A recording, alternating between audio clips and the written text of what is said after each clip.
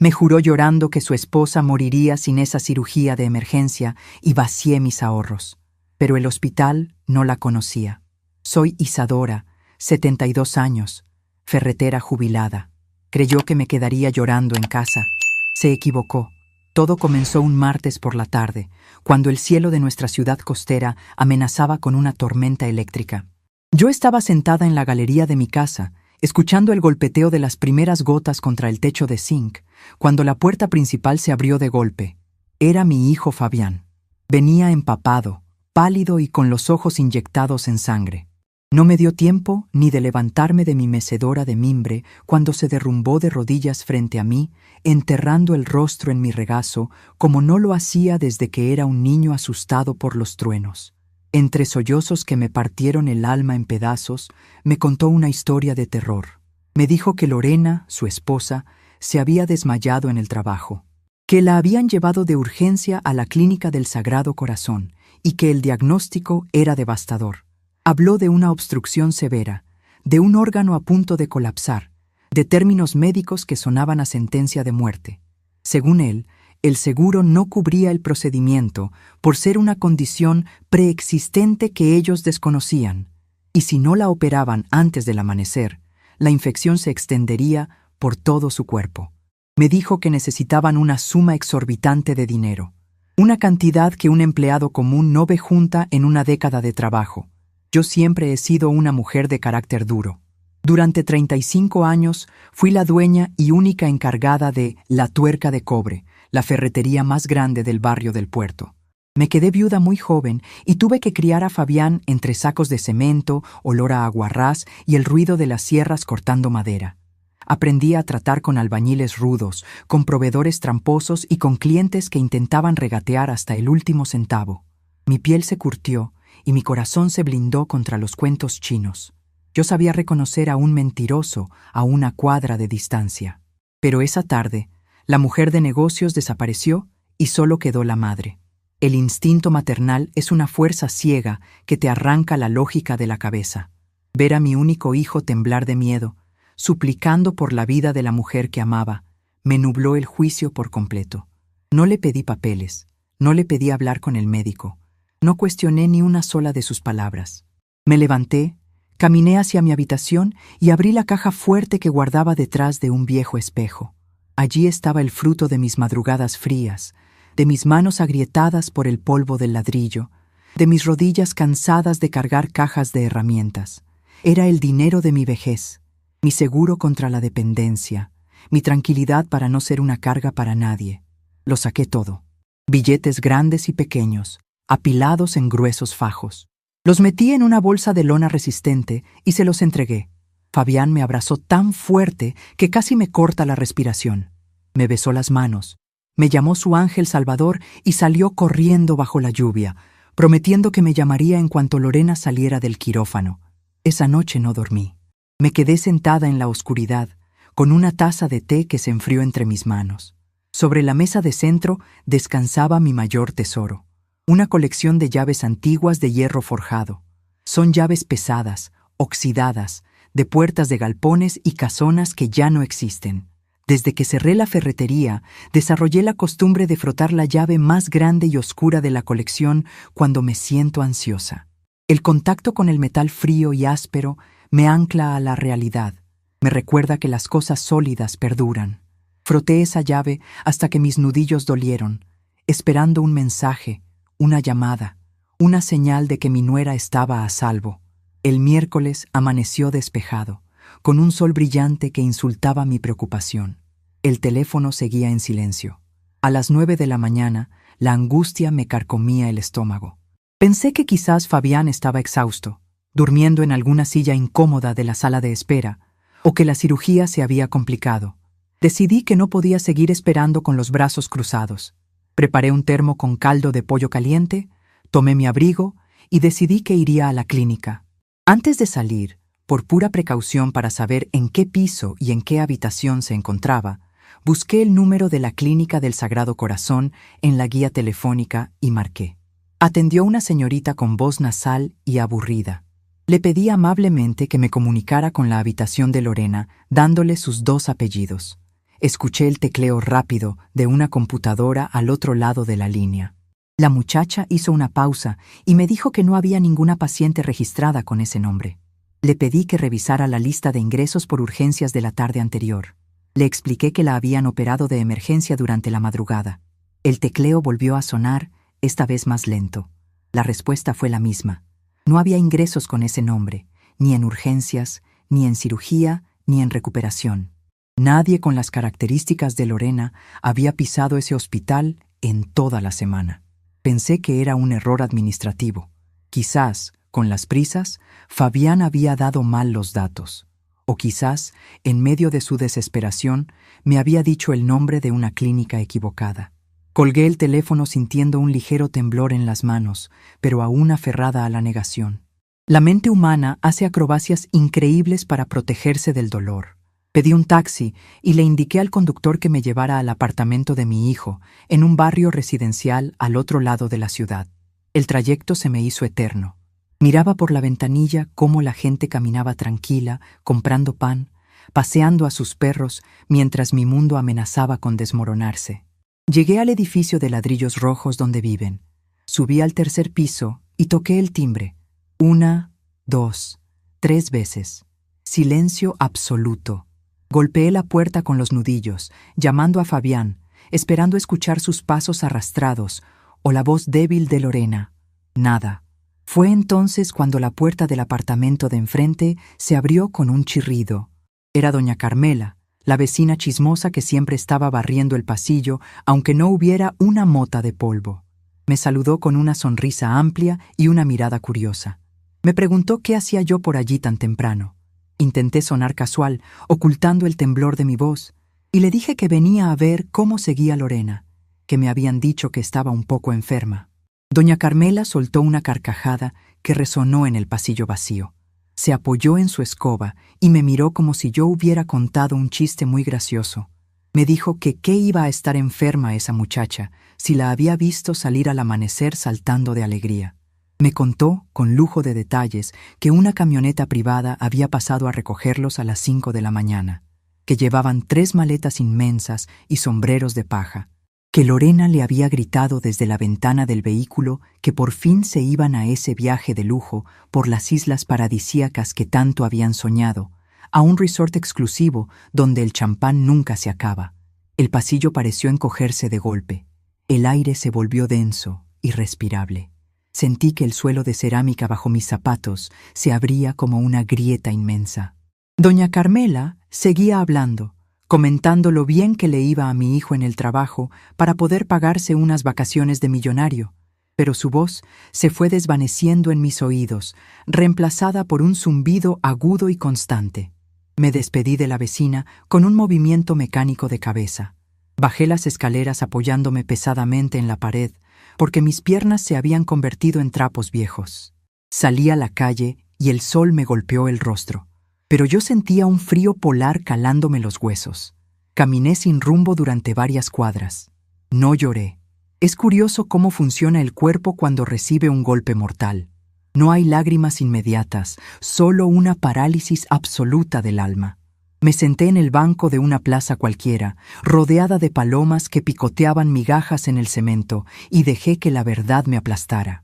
Mi hijo, el niño al que le curé las rodillas raspadas, el hombre al que le pagué los estudios trabajando dobles turnos en la ferretería, me había robado. No solo me había quitado mi dinero, mi seguridad, el esfuerzo de toda mi vida. Me había robado la compasión.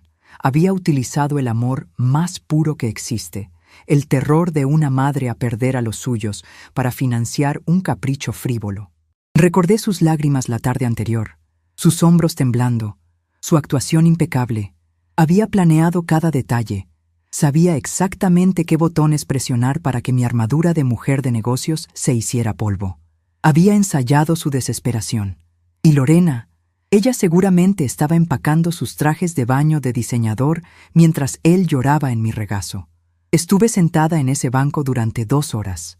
Vi pasar a madres con sus hijos pequeños de la mano, riendo, comprando helados.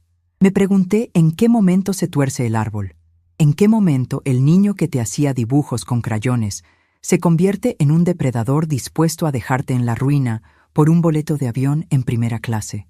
Pero a medida que el sol del mediodía calentaba mi espalda, la tristeza infinita que me ahogaba empezó a transformarse. El dolor es un fuego que quema, pero la traición es un hielo que endurece. La madre abnegada, la mujer mayor dispuesta a dar su último centavo por la familia, murió en ese banco de la plaza.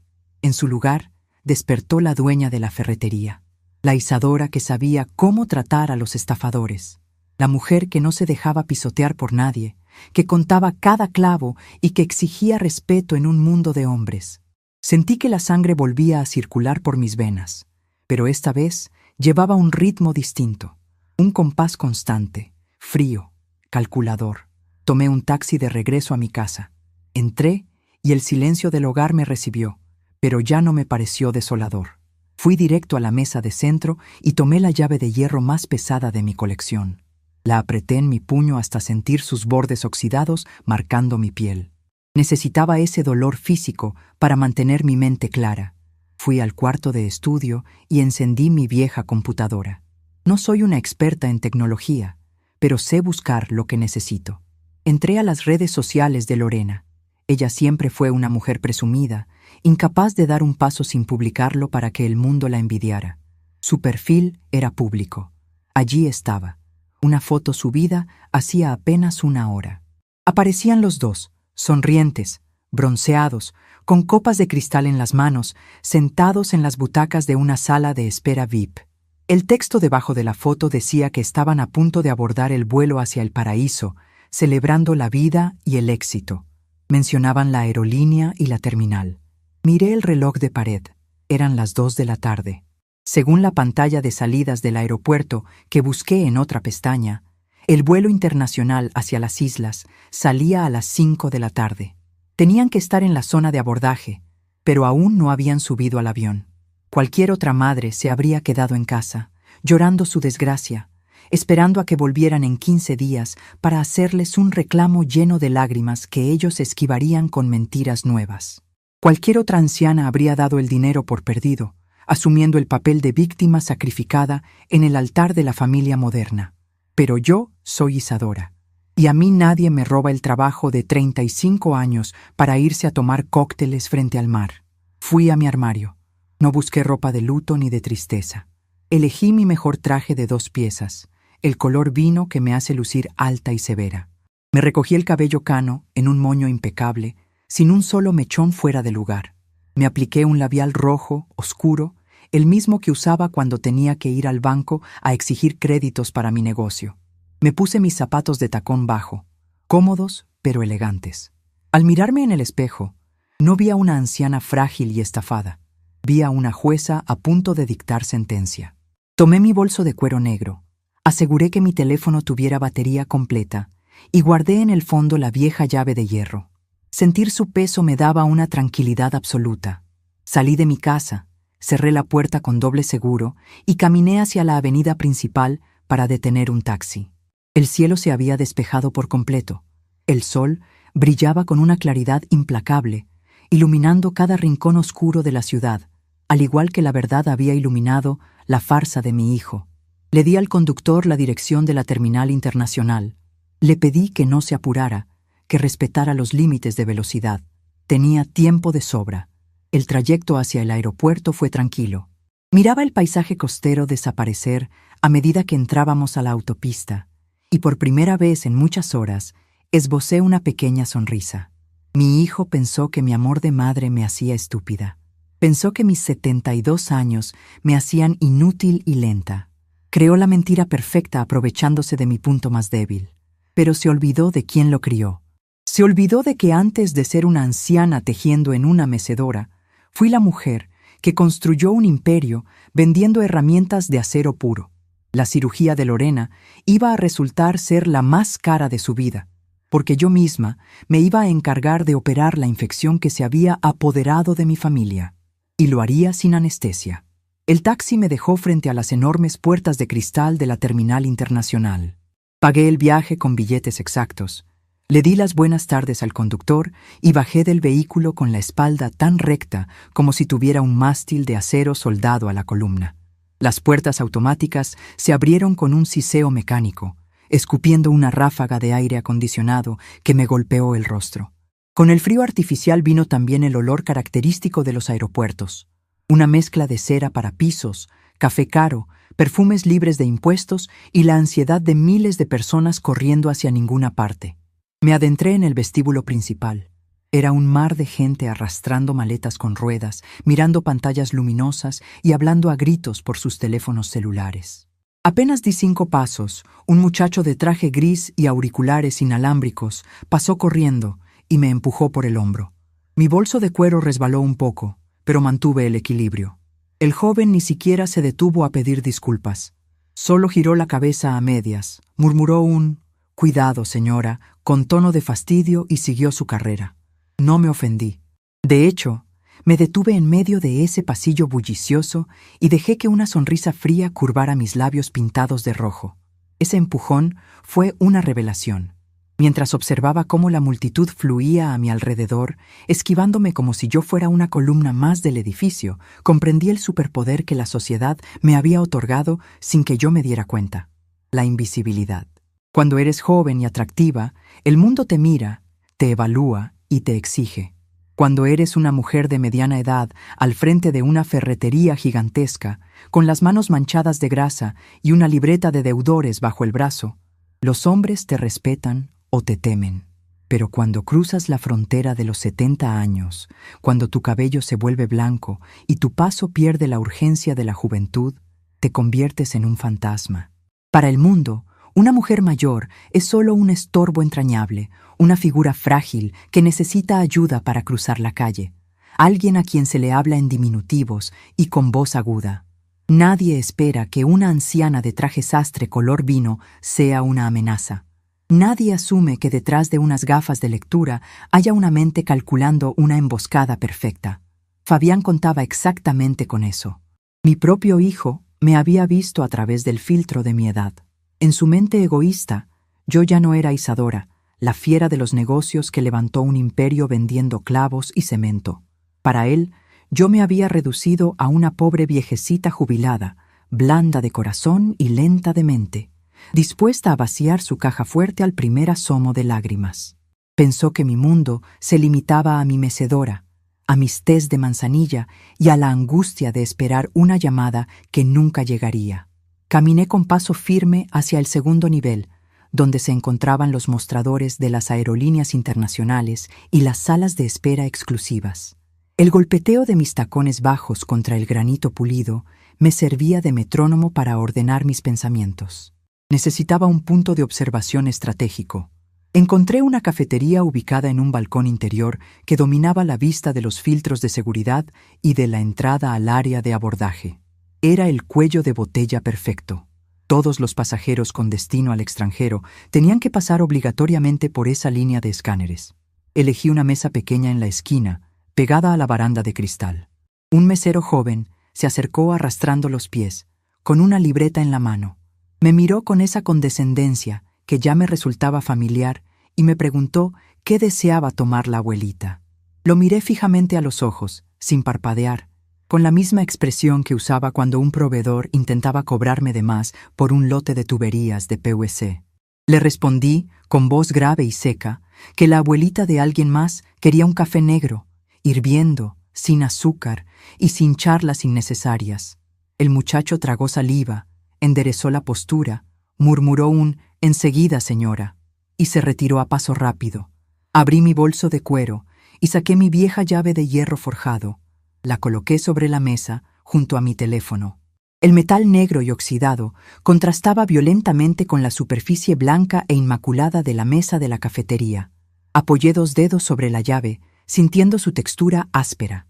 Esa llave perteneció al primer galpón que compré para expandir mi negocio. Me costó años de sudor, de madrugadas bajo la lluvia y de privaciones. Representaba todo lo que era sólido, verdadero y ganado con justicia. Mientras esperaba mi café, me dediqué a evaluar mis recursos. No estaba allí para hacer un escándalo de telenovela.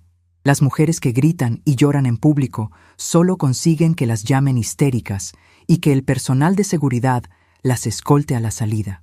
Yo no iba a hacer el ridículo. Iba a operar con la precisión de un cirujano, ya que Fabián y Lorena eran tan aficionados a inventar cirugías. Mi objetivo no era solo recuperar mi dinero. A estas alturas, los billetes eran lo de menos, aunque me negaba rotundamente a financiarles su paraíso tropical. Mi verdadero objetivo era destruir la fantasía de impunidad en la que mi hijo se había envuelto. Quería que sintiera el mismo terror helado que yo sentí cuando me dijo que su esposa se estaba muriendo. Pensé en el dinero. La bolsa de lona verde y resistente que le entregué. Había sacado todos mis ahorros de emergencia en efectivo. Eran billetes de alta denominación, fajos gruesos asegurados con bandas elásticas.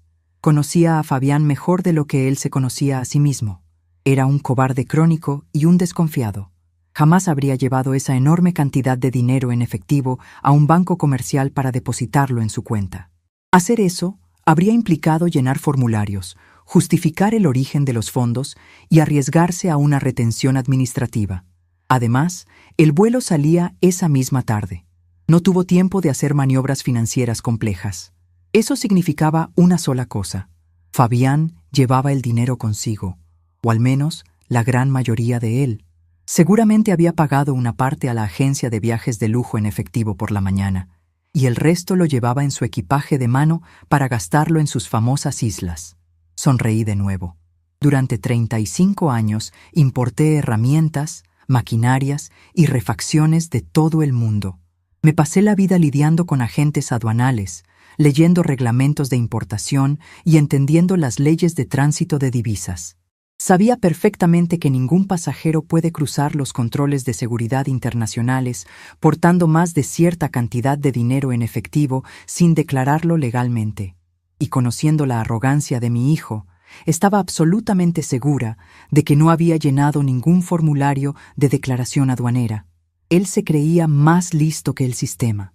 Pensaba que caminar con ropa de marca y una sonrisa de turista exitoso lo hacía invisible a las autoridades.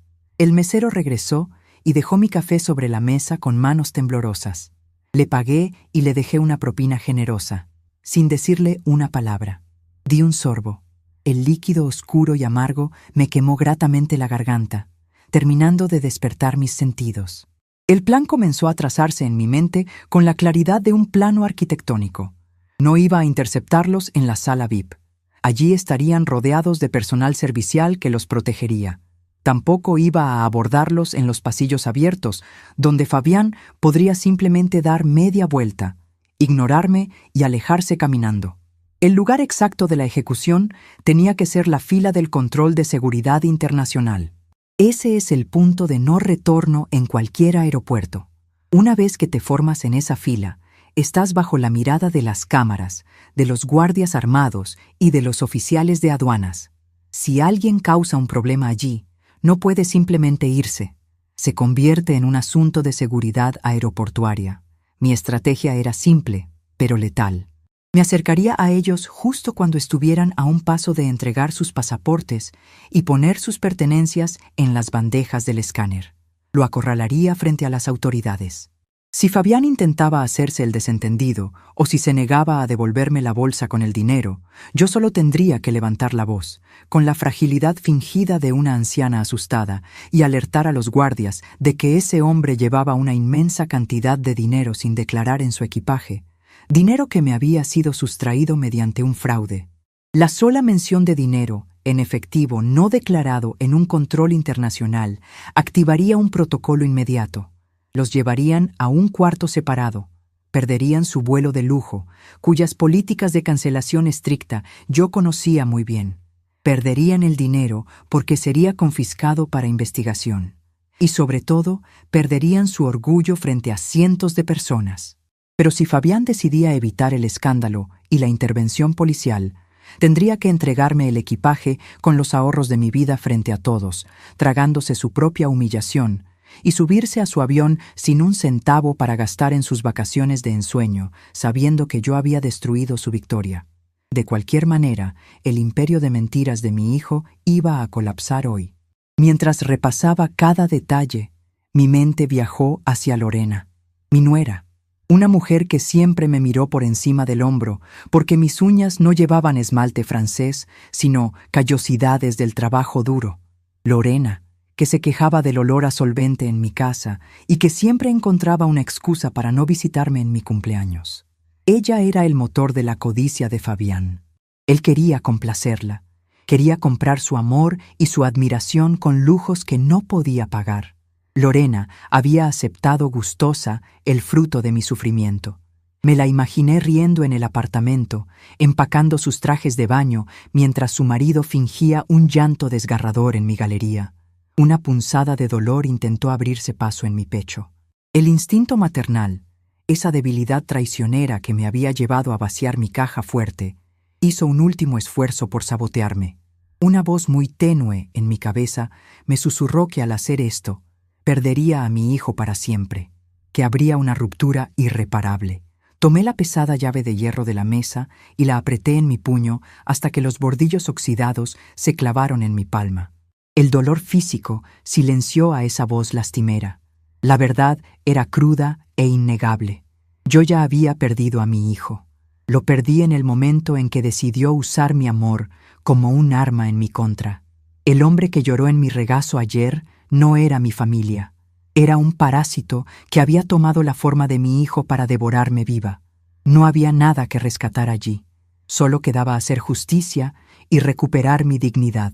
Si permitía que se salieran con la suya, pasaría el resto de mis días siendo la víctima lamentable de una estafa familiar, consumiéndome en la amargura y contando los centavos de mi pensión para poder comer. Me negaba a hacer ese cliché. Yo era Isadora, la mujer que construyó la tuerca de cobre desde los cimientos.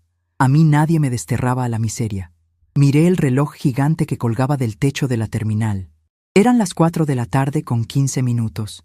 El vuelo hacia las islas salía a las 5. Según los protocolos del aeropuerto, las puertas de embarque cerraban 30 minutos antes. Eso significaba que la parejita feliz tendría que abandonar la comodidad de su sala VIP en cualquier momento para dirigirse a los filtros de seguridad. Me terminé el café de un trago. Estaba tibio y aún más amargo, perfecto para el momento. Guardé la llave de hierro en el fondo de mi bolso de cuero.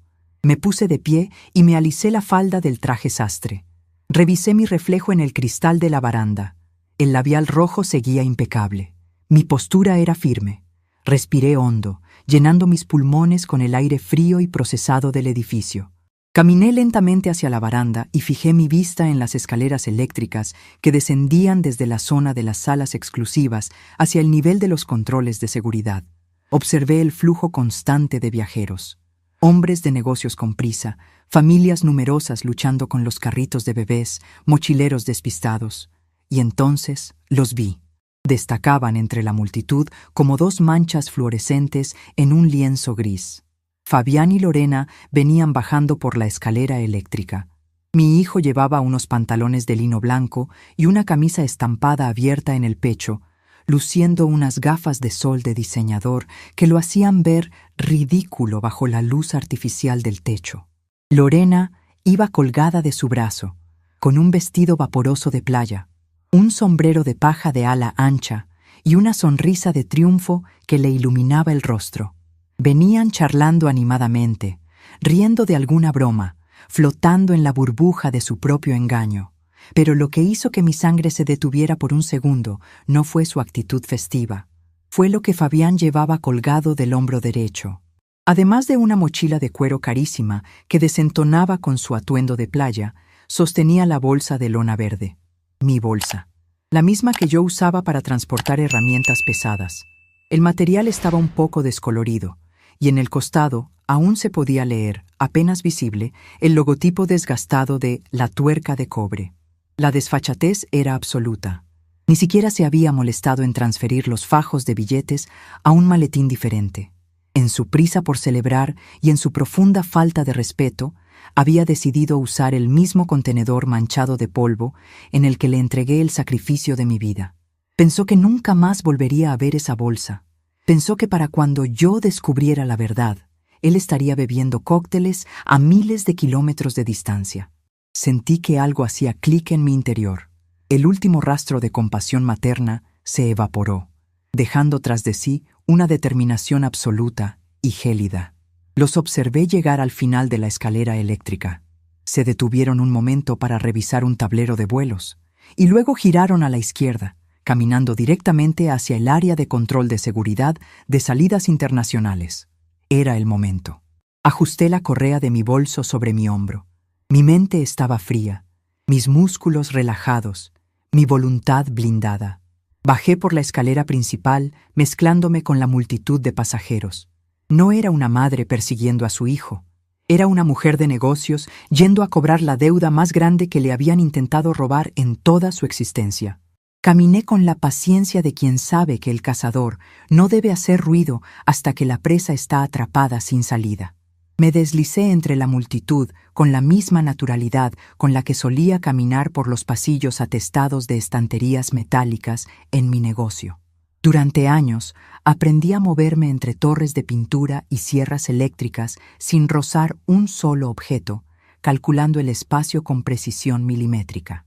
Esa tarde en el aeropuerto apliqué exactamente la misma técnica. Los viajeros apresurados eran como sacos de cemento mal apilados. Solo tenías que saber por dónde esquivarlos para no provocar un derrumbe. La entrada al área de control de seguridad internacional era un cuello de botella iluminado por luces blancas y frías. Un laberinto de cintas separadoras de color negro obligaba a los pasajeros a caminar en un zigzag interminable, compactando a cientos de personas en un espacio reducido. Era el diseño perfecto para mi plan. Una vez que entrabas en ese corral de tela tensada y postes de metal, estabas atrapado. No podías dar media vuelta y salir corriendo sin llamar la atención de los guardias uniformados que vigilaban cada rincón con expresión aburrida pero atenta. Fabián y Lorena entraron al laberinto. Yo esperé unos segundos, dejando que un grupo de turistas con camisas florales se interpusiera entre nosotros, y luego ingresé a la fila. El ritmo de la línea era lento, dictado por el tedio de los agentes que revisaban pasaportes al final del recorrido. Caminábamos unos pasos, nos deteníamos. Caminábamos de nuevo. El calor humano y el murmullo constante de quejas y conversaciones triviales llenaban el aire. Me mantuve a una distancia prudente, siempre con al menos 3 personas entre mi hijo y yo, ocultándome detrás de un hombre alto que leía un periódico. Desde mi posición, tenía una vista privilegiada de la nuca de mi hijo y del perfil de mi nuera. Lorena se abanicaba el rostro con su pasaporte, quejándose en voz alta de la lentitud del personal. Llevaba el sombrero de paja en una mano y con la otra se aferraba al brazo de Fabián. Él, por su parte, no parecía tan relajado como cuando bajaba por la escalera eléctrica. Miraba constantemente hacia los lados, pasaba su mano libre por su cabello engominado y, lo más importante, mantenía un agarre de hierro sobre el asa de mi vieja bolsa de lona verde. Ver esa bolsa colgada de su hombro me provocaba una mezcla de repulsión y orgullo. Repulsión por el descaro de usarla para llevar el botín, y orgullo porque esa lona resistente había sobrevivido a décadas de maltrato en la ferretería. La compré hace casi 30 años para transportar muestras de herrajes pesados. Sabía exactamente cuánto pesaba vacía, y podía calcular, por la forma en que el material se tensaba bajo el brazo de Fabián, que los fajos de billetes estaban apilados hasta el borde. Llevaba una fortuna en efectivo, el trabajo de mi vida entera, colgando como un accesorio de mal gusto sobre su camisa de lino blanco. La fila avanzó y llegó al primer giro del zigzag. Esto significaba que, por unos metros, los pasajeros que iban en una dirección caminaban paralelos a los que venían en la dirección contraria, separados únicamente por la cinta negra. Me preparé. Sabía que en el próximo giro nuestros caminos se cruzarían visualmente. Dejé que el hombre alto del periódico avanzara y me pegué a la cinta separadora. Fabián venía caminando por el carril contiguo, en dirección opuesta, a menos de 1 metro de distancia de mí. Estaba distraído, asintiendo a algo que Lorena le decía sobre las reservaciones del hotel. Cuando estuvo exactamente a mi lado, no grité, no hice ningún movimiento brusco. Simplemente giré la cabeza, clavé mis ojos en los suyos y pronuncié su nombre. No fue un llamado maternal. Fue el mismo tono rasposo, seco y autoritario que usaba cuando descubría a un empleado intentando robar mercancía del almacén. Fabián giró el rostro de manera instintiva. Sus ojos, ocultos tras las gafas de sol de diseñador, se toparon de lleno con mi mirada. Lo que presencié en ese instante fue el equivalente humano a una demolición controlada. Toda la arrogancia, la soltura y la falsa seguridad de mi hijo se derrumbaron en una fracción de segundo.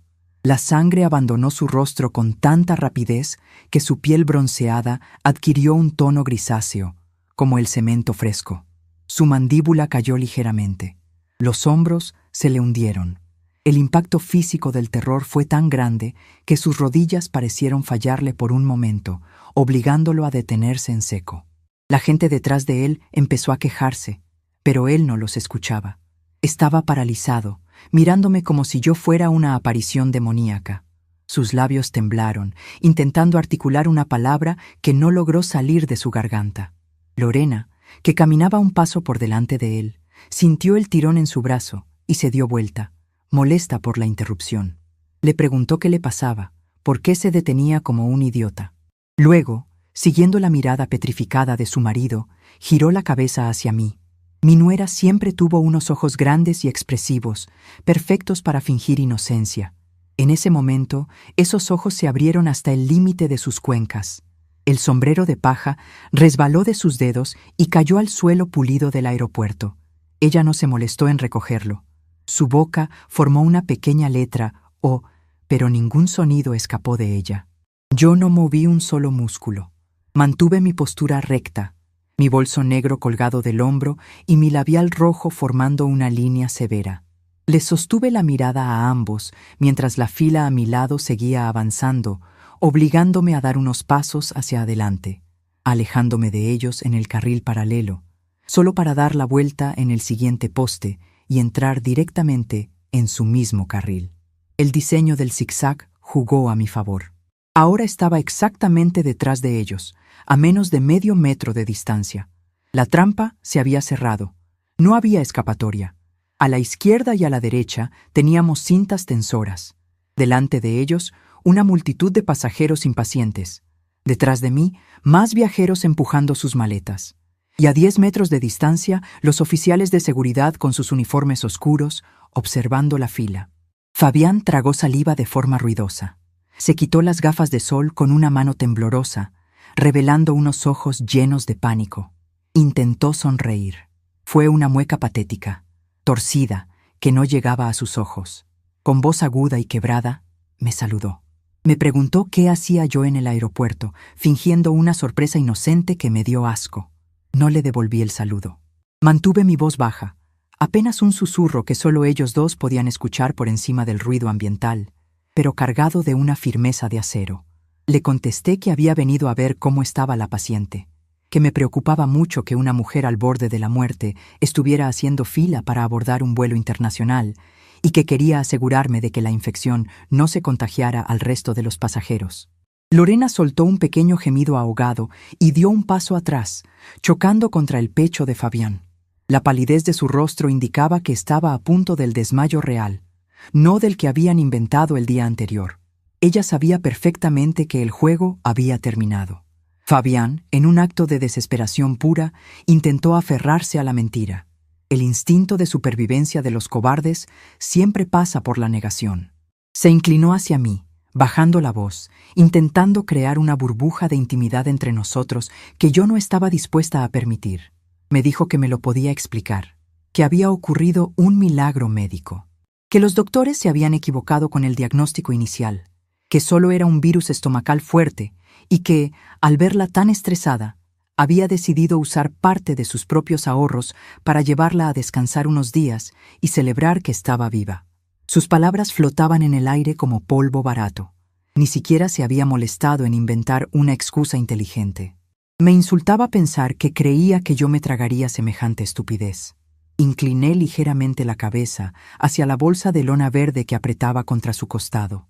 Le pregunté, con una calma gélida, si esos ahorros milagrosos eran los mismos que yo guardaba en mi caja fuerte. Le pregunté si la clínica del Sagrado Corazón, donde nadie conocía a su esposa, expedía recibos por estafas familiares. Fabián cerró los ojos por un segundo. El sudor frío comenzaba a perlar su frente. Entendió que yo había hecho llamadas. Entendió que no había margen para maniobrar, que yo conocía la verdad absoluta de su traición. La fila avanzó un par de metros más. Los empujé con la mirada, obligándolos a caminar. Estábamos cada vez más cerca de los escáneres de seguridad. Podía ver las bandejas de plástico gris donde la gente depositaba sus pertenencias. Podía ver a los guardias revisando los monitores. Lorena rompió su silencio. Con una voz siseante y venenosa, despojada ya de toda su falsa dulzura, le exigió a su marido que hiciera algo. Le dijo entre dientes que nos sacara de esa fila, que me llevara a una cafetería, que no iba a permitir que una anciana resentida les arruinara las vacaciones que tanto merecían.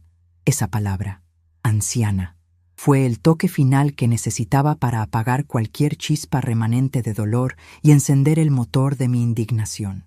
Fabián intentó seguir las órdenes de su esposa.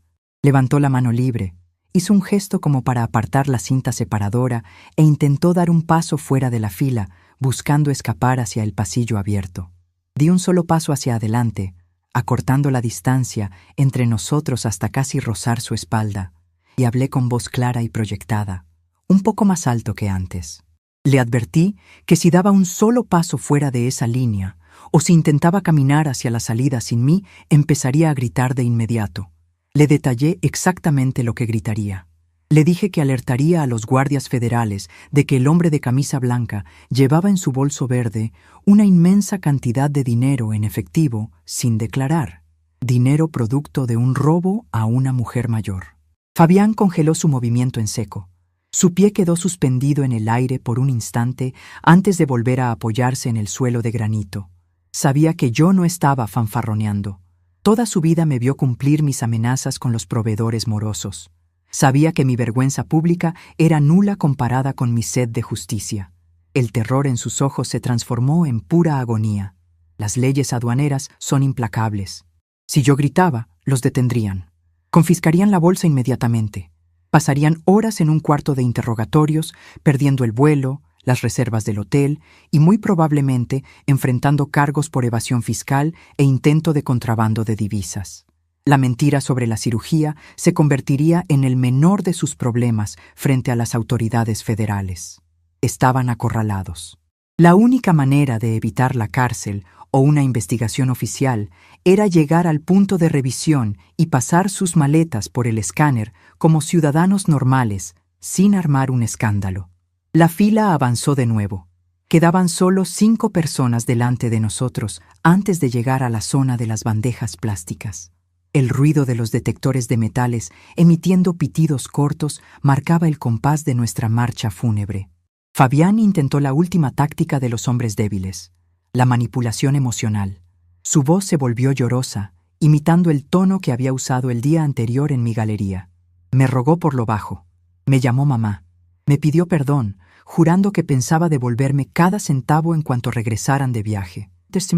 Dijo que estaba desesperado, que sentía que su matrimonio se hundía porque no podía darle a Lorena el nivel de vida que ella quería, y que la idea de la falsa enfermedad fue un error estúpido fruto de la presión. Me suplicó que no los humillara allí, que pensara en él, en su reputación. No sentí absolutamente nada.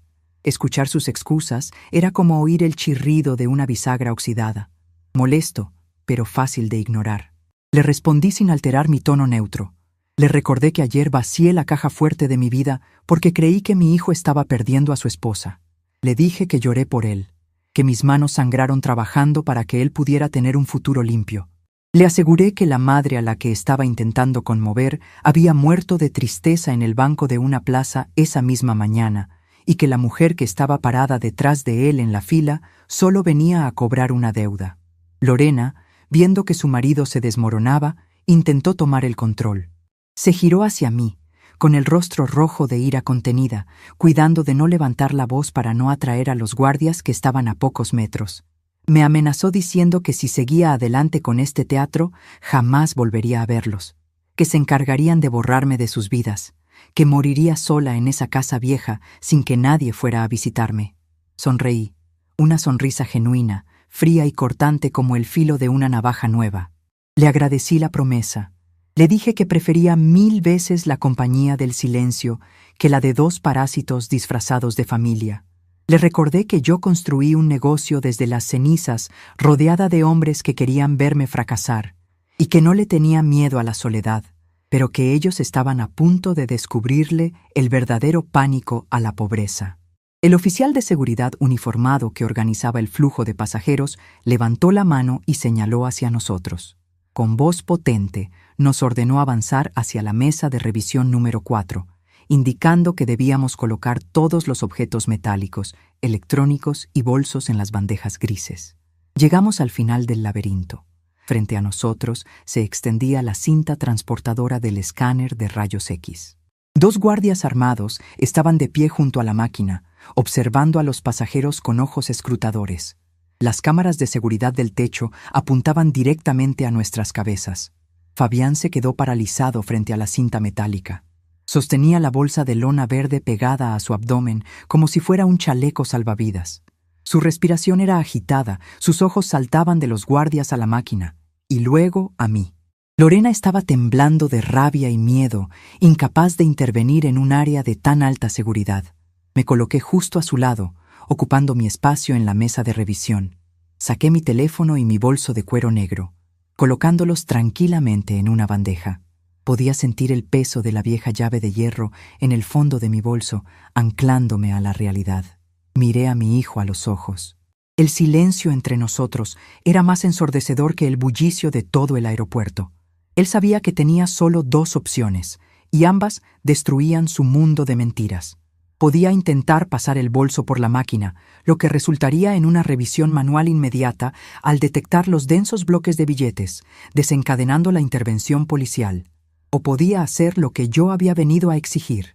El oficial de seguridad se acercó, impaciente por la demora, y le indicó a Fabián que colocara su bolso verde en la bandeja para continuar. El escáner de rayos X estaba a un solo paso de distancia, pero el verdadero juicio acaba de comenzar. El oficial de seguridad uniformado, un hombre corpulento de rostro severo, cruzó los brazos sobre su pecho. Su paciencia se había agotado por completo. Se acercó un paso más a la cinta transportadora del escáner y clavó sus ojos oscuros en mi hijo. Le repitió la orden, esta vez con un tono mucho más áspero, exigiendo que colocara de inmediato la bolsa de lona verde en la bandeja de plástico o se vería en la obligación de retirarlo de la fila para una revisión manual exhaustiva en el cuarto de inspección secundaria. La frase «cuarto de inspección secundaria» tuvo el efecto de un balde de agua helada sobre la espalda de Fabián. Pude ver cómo los músculos de su cuello se tensaban hasta formar cuerdas rígidas bajo su piel. El sudor le resbalaba por las sienes, arruinando el peinado impecable con el que había llegado al aeropuerto. Estaba atrapado en un rincón sin salida, aplastado por el peso de su propia estupidez. Si ponía la bolsa en la máquina, los rayos X mostrarían instantáneamente los gruesos fajos de billetes apilados. Los guardias detendrían la cinta, llamarían a los agentes aduanales y el circo comenzaría. Le confiscarían el dinero por no haberlo declarado. Perdería el vuelo y se enfrentaría a un proceso federal. Si se negaba a acatar la orden del oficial, el resultado sería exactamente el mismo, pero con el agravante de resistencia a la autoridad. El silencio en nuestro pequeño tramo de la fila se volvió denso, casi masticable. Los pasajeros detrás de nosotros empezaron a murmurar, molestos por el retraso. El sonido de los detectores de metales y el zumbido de las máquinas de rayos X parecían amplificarse, marcando los últimos segundos de la farsa de mi hijo. Lorena, incapaz de contener su desesperación, le dio un codazo en las costillas.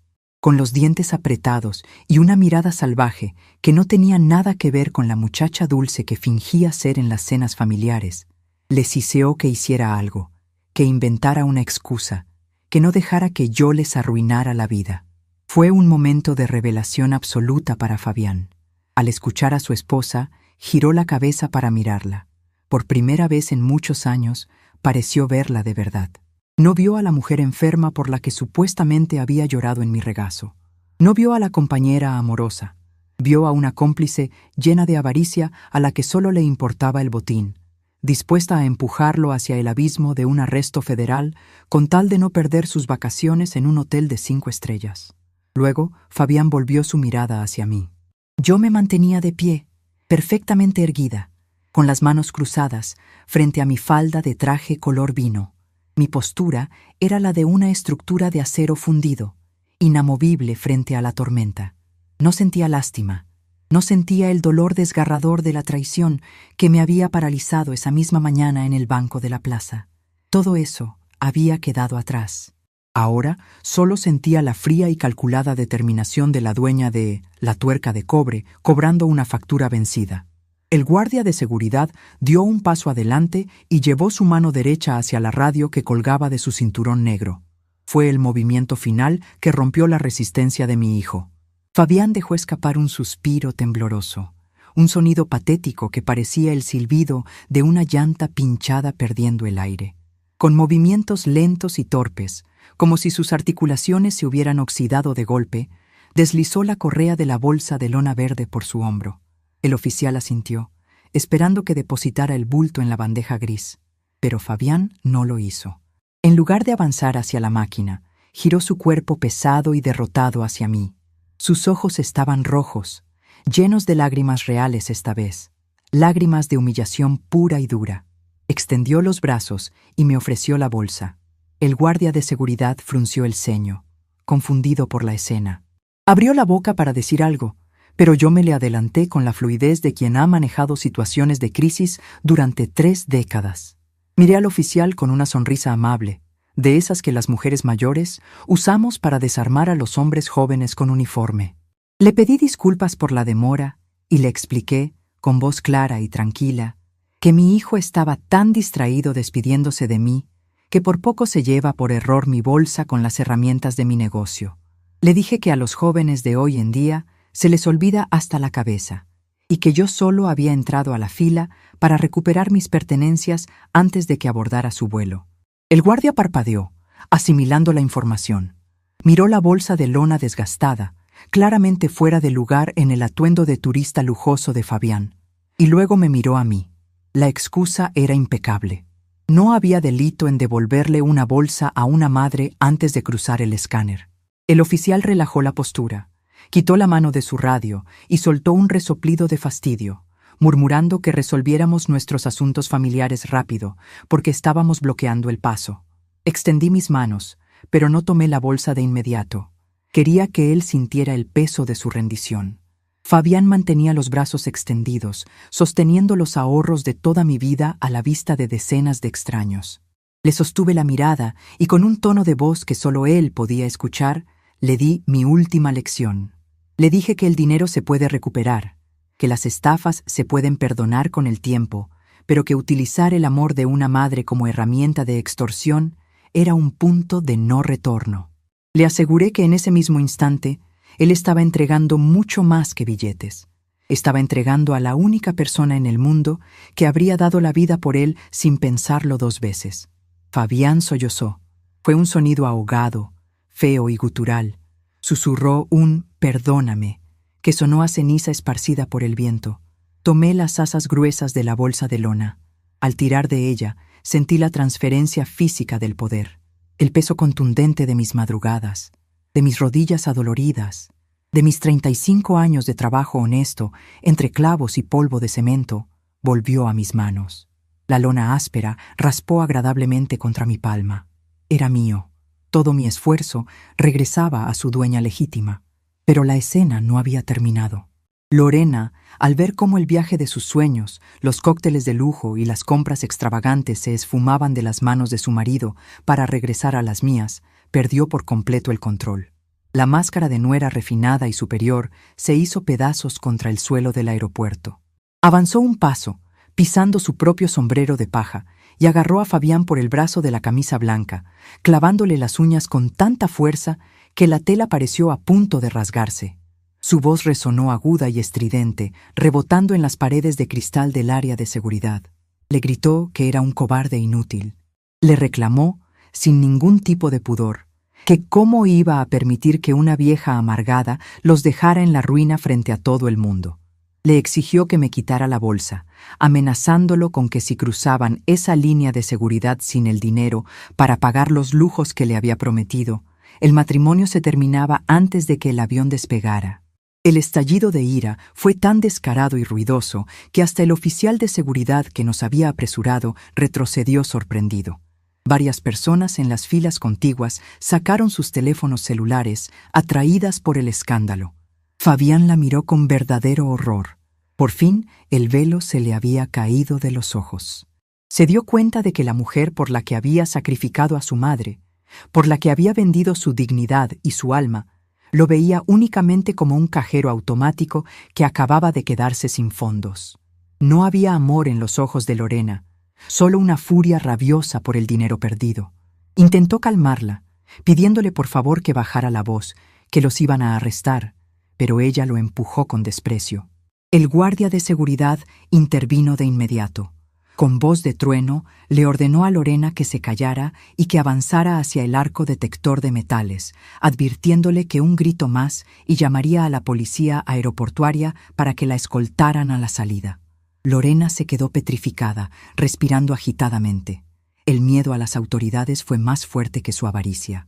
Se arregló el vestido vaporoso con movimientos bruscos, agarró su bolso de diseñador y colocó sus pertenencias en la bandeja con tanta fuerza que casi la vuelca. Pasó por el arco detector de metales marchando como un soldado furioso, sin mirar atrás, abandonando a su marido en medio del caos que ellos mismos habían creado. Yo me giré hacia el guardia de seguridad. Le mostré mi bolsa de lona recuperada, le di las gracias por su paciencia con una leve inclinación de cabeza y le indiqué que yo no iba a viajar, que necesitaba salir de la zona de embarque.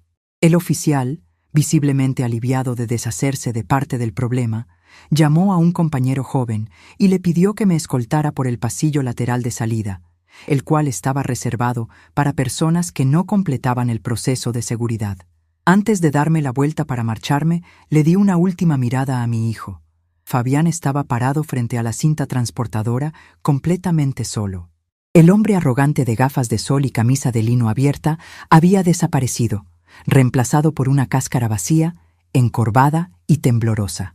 Tuvo que quitarse los zapatos, el cinturón y el reloj de pulsera para pasar por la revisión. Lo vi colocar sus cosas en la bandeja de plástico gris con la lentitud de un condenado al patíbulo. No me dijo adiós. No tuvo el valor de levantar la vista. Pasó por el detector de metales en calcetines, arrastrando los pies, despojado de su dinero, de su orgullo y de la mentira sobre la que había construido su vida. Seguí al joven guardia por el pasillo lateral. Mis tacones bajos resonaban firmes contra el piso brillante. La pesada bolsa de lona verde colgaba de mi hombro, pero yo no sentía su peso como una carga. Era un ancla que me devolvía a la tierra firme, a la realidad de lo que yo misma había forjado. El pasillo de salida corría paralelo a la zona de seguridad, separado únicamente por una gruesa pared de cristal insonorizado. Mientras caminaba hacia el vestíbulo principal del aeropuerto, pude observar el desenlace de la escena al otro lado del vidrio, como si estuviera viendo una película muda. Vi a Fabián y Lorena recogiendo sus pertenencias al final de la cinta transportadora. Estaban a escasos centímetros el uno del otro, pero la distancia entre ellos parecía de kilómetros. Lorena se puso el sombrero de paja deformado por el pisotón, agarró su maleta de mano y comenzó a caminar hacia las puertas de las salas de embarque, moviendo los brazos en gestos frenéticos, claramente gritándole a su marido en completo silencio. Fabián la seguía unos pasos más atrás, arrastrando su costosa mochila de cuero. Iban camino a tomar su vuelo de lujo hacia las islas paradisíacas. Seguramente los boletos de avión ya estaban pagados, quizás también las noches de hotel. Pero yo sabía perfectamente que los resorts exclusivos cobran hasta por respirar. Sin los gruesos fajos de billetes que ahora descansaban seguros contra mi cadera, su viaje de ensueño se convertiría en una pesadilla de 15 días. Estarían atrapados en un paraíso que no podían costear, odiándose mutuamente, cenando en silencio y contando las monedas para pagar un café, sabiendo que al regresar no tendrían nada. Me detuve un momento frente al cristal. Observé cómo sus figuras se iban haciendo cada vez más pequeñas a medida que se adentraban en los largos pasillos de la terminal internacional. No sentí ni una pizca de triunfo vengativo, ni tampoco remordimiento. Sentí una paz absoluta y cristalina. Había operado la infección, tal como me lo propuse, y al extirpar el tumor de la mentira y el abuso, había salvado mi propia vida. Retomé mi camino hasta salir por completo del área restringida. El bullicio del vestíbulo principal me recibió de nuevo. Cientos de personas corrían, se abrazaban y arrastraban maletas a mi alrededor. Para ellos, yo seguía siendo una anciana invisible de traje sastre color vino. Ninguno de ellos sabía que acababa de presenciar el renacimiento de una titanio. Busqué un asiento vacío cerca de los inmensos ventanales que daban a las pistas de aterrizaje. Me senté con calma, colocando la bolsa de lona verde sobre mis rodillas. Abrí la cremallera un par de centímetros, lo suficiente para ver el borde de los fajos de billetes asegurados con las bandas elásticas. Todo estaba allí. Mi seguridad, mi independencia, mi vejez tranquila. Luego, abrí mi bolso de cuero negro y metí la mano hasta el fondo. Mis dedos encontraron la superficie fría, oxidada y áspera de la llave de hierro forjado. La saqué y la sostuve a la altura de mis ojos, dejando que la luz de la tarde iluminara sus bordes desgastados. Esa llave abrió el primer candado de la tuerca de cobre hace más de 30 años. En aquel entonces, yo era una viuda joven, asustada, con un niño pequeño aferrado a mis faldas, entrando a un galpón vacío lleno de deudas y promesas. Trabajé hasta que mis manos sangraron para llenar ese espacio vacío y convertirlo en un refugio para nosotros dos. Construí un imperio de tornillos, tuercas, martillos y cemento, creyendo que todo ese esfuerzo era para asegurarle a mi hijo un camino libre de espinas. Pero la vida tiene una forma irónica de enseñarte las verdades que te niega saber. Mi hijo no valoraba el imperio, solo quería saquear la bóveda. Acaricié el hierro con el pulgar. El metal duro no miente, no traiciona, no finge enfermedades para robarte. Lo que es sólido, perdura. Yo era sólida. La Isadora que se dejaba manipular por las lágrimas de cocodrilo había quedado muerta y enterrada. La mujer que sostenía esa llave ahora sabía que su mayor poder no residía en el dinero que acababa de recuperar, sino en su inquebrantable capacidad para decir basta. Miré a través de los enormes ventanales. Un avión comercial gigantesco estaba despegando, levantando el morro hacia el cielo despejado, dejando atrás una estela de humo blanco. Quizás era el vuelo de ellos, quizás iban ahí dentro, volando hacia su propia ruina moral. No me importaba. Su destino ya no era mi responsabilidad. El sol comenzaba a bajar por el horizonte, tiñendo las nubes de tonos anaranjados y rojizos. Respiré hondo, llenando mis pulmones. El aire nunca me había parecido tan ligero. Había entrado a ese aeropuerto como una madre estafada, una víctima del egoísmo más cruel, y salía de él como una reina que acababa de recuperar su corona y su reino. Guardé la llave de hierro en mi bolso de cuero y cerré la cremallera de la lona verde con un sonido definitivo. Era hora de volver a casa. Tenía un dinero que depositar de vuelta en una caja fuerte, y una vida entera, libre y verdaderamente mía, por delante. El trayecto de regreso en taxi fue completamente distinto al viaje de pesadilla que había hecho esa misma mañana. Cuando salí de mi casa buscando respuestas, era una anciana aterrorizada, encogida en el asiento trasero, rogando al cielo por un milagro médico. Ahora, mientras el vehículo avanzaba por la autopista costera de regreso a la ciudad, yo ocupaba todo el espacio. Me sentaba con la espalda recta, los hombros relajados y la pesada bolsa de lona verde descansando sobre mis muslos como un trofeo de guerra. Miraba por la ventanilla y el mundo me parecía diferente. Las luces de los postes comenzaban a encenderse contra el cielo del atardecer, trazando una línea dorada sobre el mar oscuro.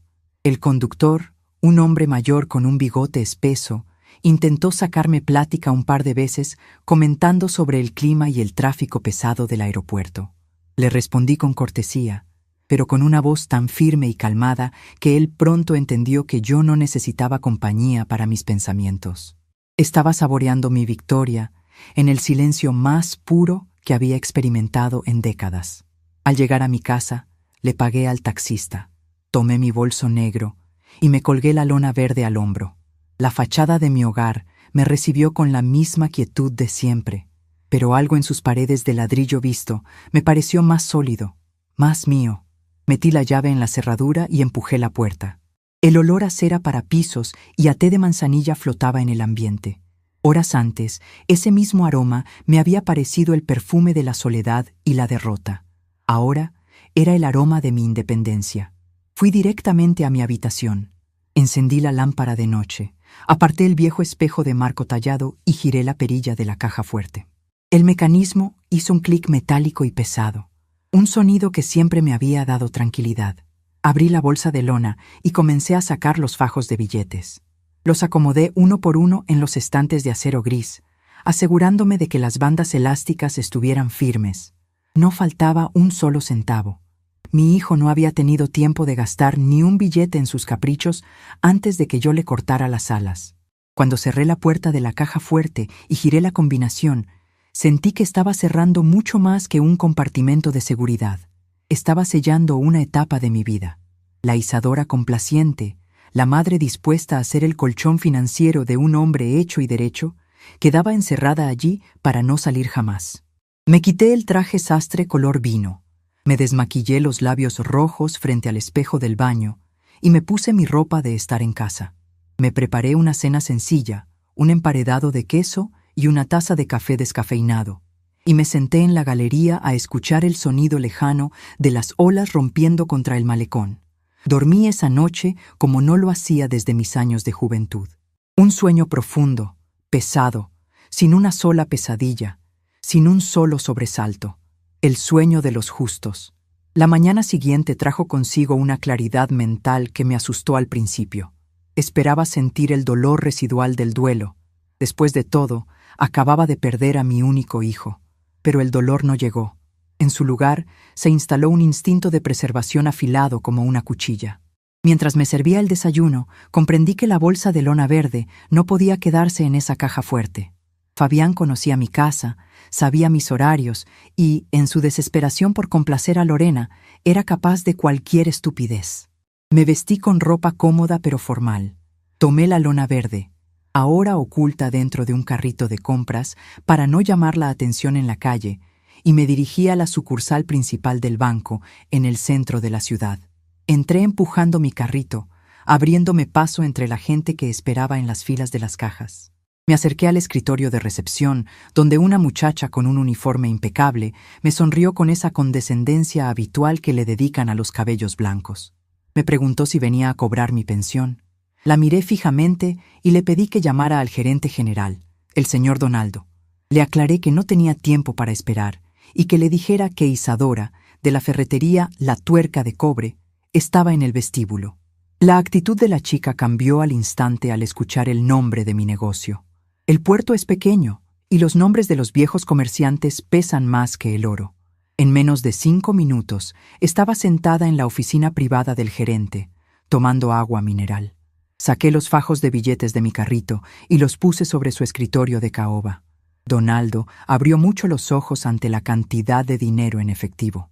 Le expliqué, sin dar detalles familiares innecesarios, que quería abrir un fondo de inversión a plazo fijo, fuertemente penalizado por retiros anticipados, y que quería blindarlo legalmente. Pero mi orden más estricta fue sobre los beneficiarios. Le pedí los formularios correspondientes y, con pulso firme, eliminé el nombre de Fabián de todas mis cuentas bancarias.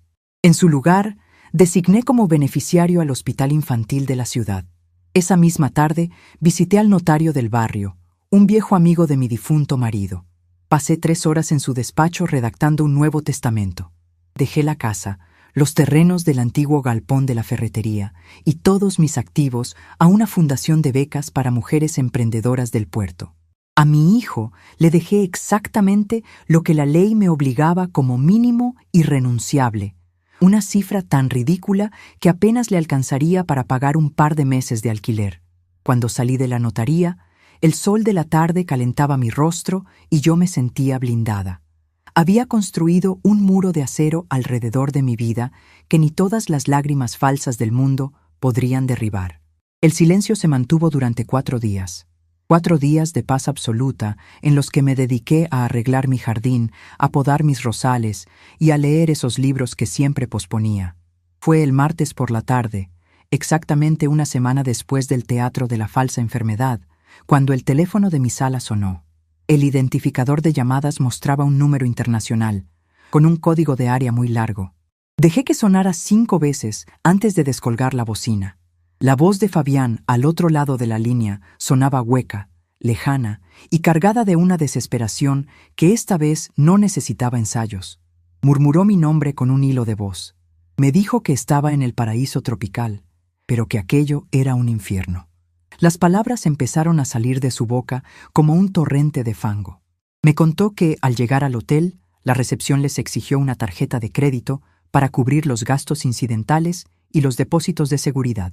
Como su plan original era usar el efectivo de mi bolsa verde para pagar todo en moneda local y evitar los rastreos del banco, las pocas tarjetas que llevaba no tenían los fondos suficientes.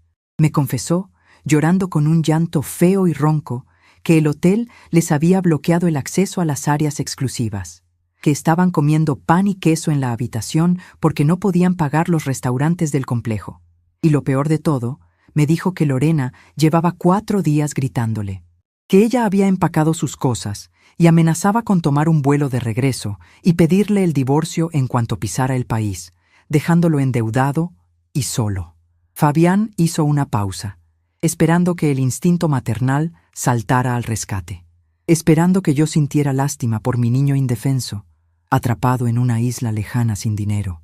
Me pidió, con la voz quebrada por la humillación, que le hiciera una transferencia electrónica urgente, solo lo suficiente para salvar las vacaciones, para calmar a Lorena, prometiendo que trabajaría el doble para devolvérmelo. Escuché su monólogo completo sentada en mi mecedora de mimbre, mirando cómo un par de gorriones se peleaban por una migaja de pan en la galería. No sentí compasión, no sentí rabia. Sentí la misma indiferencia fría que se siente al leer una noticia sobre un extraño en el periódico. Le respondí con un tono suave, casi casual. Le dije que era una lástima que el clima tropical no estuviera ayudando a la recuperación de la cirugía de emergencia de su esposa. Le recordé que los milagros médicos a veces tienen efectos secundarios, como la pérdida de memoria y la insolvencia económica. Fabián sollozó y me suplicó que no me burlara, que estaba al borde del abismo. Acomodé el teléfono contra mi oreja y pronuncié mis últimas palabras hacia él. Le dije que la sucursal de La Tuerca de Cobre había cerrado definitivamente su departamento de créditos. Le sugerí que, ya que estaba en una isla turística, buscara trabajo lavando platos en la cocina del hotel para pagar su cuenta, porque de mi bolsillo no iba a salir un solo centavo para financiar su cobardía. Le aclaré que mis cuentas estaban bloqueadas, mi testamento cambiado y mi puerta cerrada. No esperé a escuchar su respuesta. Colgué el teléfono. El clic cortó la conexión transoceánica y con ella el cordón umbilical que nunca debí permitir que se extendiera hasta la adultez. Desconecté el cable de la pared. Ya llamaría a la compañía telefónica al día siguiente para cambiar mi número. A partir de ese día, mi verdadera transformación comenzó a tomar forma. El evento del aeropuerto me había arrancado la venda de los ojos respecto a mi hijo, pero también respecto a mí misma. Me di cuenta de que, desde que vendí la ferretería y me jubilé, me había estado marchitando.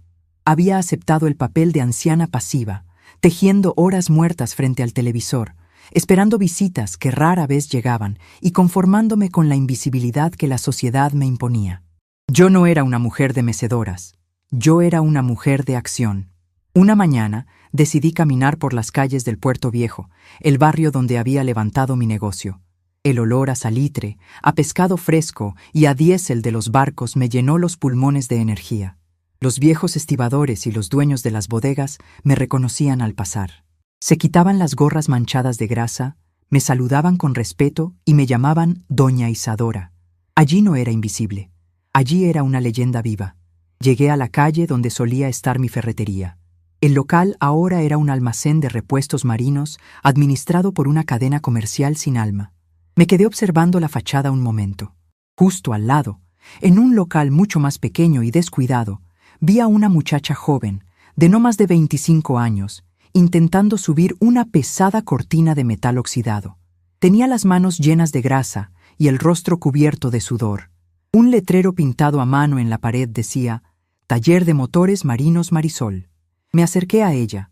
La vi luchar con el mecanismo trabado, usando una palanca equivocada, frustrándose al borde de las lágrimas. Me vi a mí misma hace más de 30 años, viuda, aterrorizada, intentando abrir un negocio en un mundo de hombres rudos. Sin pedirle permiso, me paré a su lado. Le indiqué con voz firme que estaba haciendo palanca en el ángulo incorrecto. Le mostré dónde golpear el riel para liberar la presión del óxido, y juntas empujamos la cortina hacia arriba. El metal chirrió y cedió, enrollándose en el techo. La muchacha me miró sorprendida, limpiándose el sudor de la frente con el dorso de la mano. Me dio las gracias y me invitó a pasar a su taller, ofreciéndome un vaso de agua fresca. Acepté. Me senté en una silla de plástico coja, rodeada de olor a aceite de motor, herramientas desordenadas y facturas apiladas en una caja de cartón. Marisol me contó su historia. Era mecánica, había aprendido el oficio de su abuelo y acababa de invertir sus pocos ahorros en ese taller. Pero los proveedores no le querían dar crédito por ser joven y mujer, y los clientes desconfiaban de su trabajo. Estaba a un mes de quebrar. La escuché en silencio, evaluando su postura, la firmeza de su mirada, la callosidad en sus manos. En ella no había mentira ni manipulación. Había fuego, el mismo fuego que yo sentía quemarme las entrañas cuando tenía su edad. En ese momento exacto, decidí cuál sería mi legado. La maternidad no es solo parir hijos que terminan chupándote la sangre. La maternidad también es nutrir el potencial de quienes merecen crecer. Le dije quién era yo. Le hablé de la tuerca de cobre. Los ojos de Marisol se iluminaron con admiración pura. Le propuse un trato allí mismo. Yo no necesitaba más dinero, pero necesitaba un propósito. Me ofrecí a ser su asesora financiera, a enseñarle a negociar con los proveedores del puerto que alguna vez temblaron ante mi libreta de cuentas y a respaldarla con un pequeño microcrédito personal, bajo condiciones estrictas de rendimiento. Yo pondría el cerebro y la experiencia. Ella pondría el sudor y la juventud. En los meses siguientes, mi vida cambió drásticamente. Mi teléfono fijo ya no sonaba con exigencias familiares, sino con llamadas de proveedores. Pasaba mis mañanas en el taller de Marisol, sentada en una silla cómoda que ella misma me compró, revisando libros de contabilidad, enseñándole a cobrar las deudas sin miedo y a establecer autoridad en un ambiente pesado. El taller prosperó. Los viejos lobos de Mar del Puerto pronto entendieron que la mecánica joven estaba respaldada por la fiera jubilada de la ferretería, y el respeto fluyó como el agua. Lorena y Fabián regresaron de su viaje maldito, pero yo nunca los vi. Me enteré por doña Carmela, a quien me encontré un día en el mercado, que mi nuera cumplió su amenaza. Empacó sus cosas en cuanto pisaron el apartamento y lo abandonó. Fabián tuvo que vender su auto para pagar las deudas de las tarjetas de crédito que había reventado intentando sobrevivir en la isla. Sé que intentó buscarme un par de veces, que rondó mi casa, pero yo mandé instalar cámaras de seguridad y una verja alta. Nunca le abrí la puerta. Se convirtió en un fantasma rondando los escombros del puente que él mismo dinamitó. Y a mí, los fantasmas dejaron de asustarme hace mucho tiempo. Hoy, la tarde cae sobre nuestra ciudad costera con una brisa suave que entra por la galería de mi casa. Estoy sentada en mi mecedora, pero no estoy tejiendo. Sobre mis rodillas descansa una libreta de balances financieros del taller, que el mes pasado reportó ganancias récord. Sobre la mesa de centro, junto a mi taza de café fuerte y amargo, descansa mi colección de llaves antiguas. Tomo la más grande, la pesada llave de hierro forjado que me acompañó aquel día en el aeropuerto. La sostengo en la palma de mi mano, sintiendo su peso, sus bordes ásperos y su óxido. La acaricio con el pulgar y sonrío. La sociedad se equivoca profundamente con nosotras, las mujeres mayores. Creen que el tiempo nos desgasta, que los años nos vuelven frágiles como el cristal viejo, listas para rompernos ante el primer golpe de la vida o la primera exigencia de nuestros hijos. No entienden que algunas de nosotras no estamos hechas de cristal, estamos hechas de hierro. Y cuando el hierro pasa por el fuego del dolor y por los golpes de la traición, no se quiebra ni se desmorona, se templa. Se convierte en un acero implacable, frío y absoluto, capaz de cortar cualquier cadena y de construir su propio imperio desde las cenizas.